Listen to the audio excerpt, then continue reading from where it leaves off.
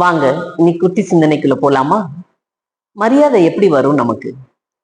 ஒரு சின்ன பிள்ளைகள்கிட்ட போயிட்டு நம்ம சந்தோஷமா பேசிட்டு வர்றது மரியாதையா?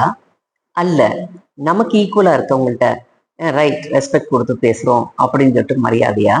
அல்ல நமக்கு மேல இருக்கவங்கள்ட்ட போயிட்டு வணக்கம் போட்டுட்டு கும்பிடு போடுறது ரெஸ்பெக்டா? அது இல்ல. மரியாதை வர்றது எப்படின்னா, நம்ம எப்படி அடுத்தவங்கள நேசிக்கிறோமோ, அடுத்தவங்கள வழி நடத்துறோமோ, அதுதான் நமக்கு மரியாதை தெரிவித்தரும். இங்க ரேமா ரேமாங்கிறவ ரொம்ப நல்லா வேலை பார்க்குற பொண்ணு, நல்லா வேலை பார்த்துக்கிட்டு போயிட்டு வந்துட்டு இருந்தாலாம். ஆனா அவளுக்கு ஒரு மண்ட கர்வம் ஜாஸ்தியா. நான் வந்து ஒரு ஹை போஸ்ட்ல இருக்கிறேன், எல்லா பேரும் என்னை தான் மதிக்கணும் அப்படிங்கிற ஒரு கர்வம் ஜாஸ்தியா. ஏன் என்கிட்ட வந்து சொல்ல மாட்டேங்கிறாங்க, எதனால என்கிட்ட வந்து பேச மாட்டேங்கிறாங்க அப்படின்னு ரொம்ப ஒரு நோண்டிக்கிட்டே இருப்பாளாம். ஆனா வேலையெல்லாம் நல்லா செய்வாளாம். ஆனா அந்த ரீமாக்கு வெளியில போகும்போதெல்லாம் எல்லா பேரும் கும்பிடு போட்டுக்கிட்டே இருக்கிறது ரொம்ப சந்தோஷமா ஃபீல் பண்ணுவாளாம். ஒரு நாள் என்னாச்சுன்னா, இவ தெரியாம இன்னொரு வீதிக்குள்ள போக ஆரம்பிச்சிட்டாலாம். அங்க வந்து இவளுக்கு தெரிஞ்சவங்க யாருமே இல்லை. ஆனா யாருமே இவளை கவனிக்கவே இல்லை. இவளுக்கு மண்டையில உரைச்சுக்கிட்டே இருந்தது. என்ன, நானும் இந்த வீதியா போனேன், அந்த வீதியில எல்லா பேரும் மரியாதை செலுத்தினாங்க, இந்த வீதியா வர்றேன், யாரும் என்னை கண்டுக்கவே இல்லையே அப்படின்னு சொல்லி யோசனை பண்ணிட்டே இருந்தாங்க. அடுத்த நாள் என்ன செஞ்சாங்கன்னா, போற வழியில எல்லாத்தையும் வழிகிற கூப்பிட்டு குட் மார்னிங் குட் மார்னிங் அப்படின்னு சொல்லிட்டே போனாங்க.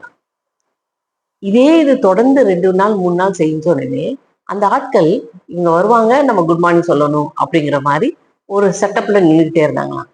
சீமாக்கு இதுவும் என்ன ஆர்டிபிஷியலா இருக்கே அப்படின்னு சொல்லிட்டு அவங்க யோசனை பண்ணாங்களாம்.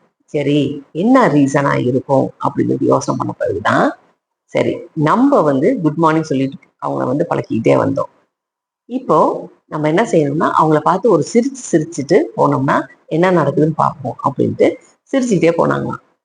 அப்போ அங்க இருக்கிற ஆட்கள் எல்லா பேருமே பார்த்து பார்த்து, ஆ மேடம் வர்றாங்க சிரிப்போம் அப்படின்னு சிரிக்க ஆரம்பிச்சாங்க. இப்படித்தான் மரியாதையை தேடிக்கிட்டாங்களா ரீமா. ஆனா அந்த கர்வம் மாத்திரம் அவங்களுக்கு விடலை. யார் யார் அவங்கள்ட்ட குட் மார்னிங் சொல்லலையோ, யார் யார் அவங்கள சிரிக்கலையோ அவங்களெல்லாம் ஆஃபீஸ்ல கூப்பிட்டு வச்சு திட்டுவாங்களாம். இப்படியே நடந்துகிட்டே இருந்ததுல பார்த்ததுல என்ன ஆயிடுச்சுன்னா, நிறைய பேர் இந்தம்மா எந்திரிச்சு ஆபீஸ்ல இருந்து வெளியில கிளம்புதுன்னா எல்லா பேரும் சப்தாடா அங்க இருந்து கிளம்பி போயிடுவாங்க. யாருமே அந்த வீதியிலேயே இருக்க மாட்டாங்களாம். இப்படியே இருந்ததுனால ரீமாக்கு ஒரு நல்ல ஒரு ஃப்ரெண்ட்ஷிப் கிடைக்காம போயிடுச்சு. அப்படி நம்ம இருக்கக்கூடாது.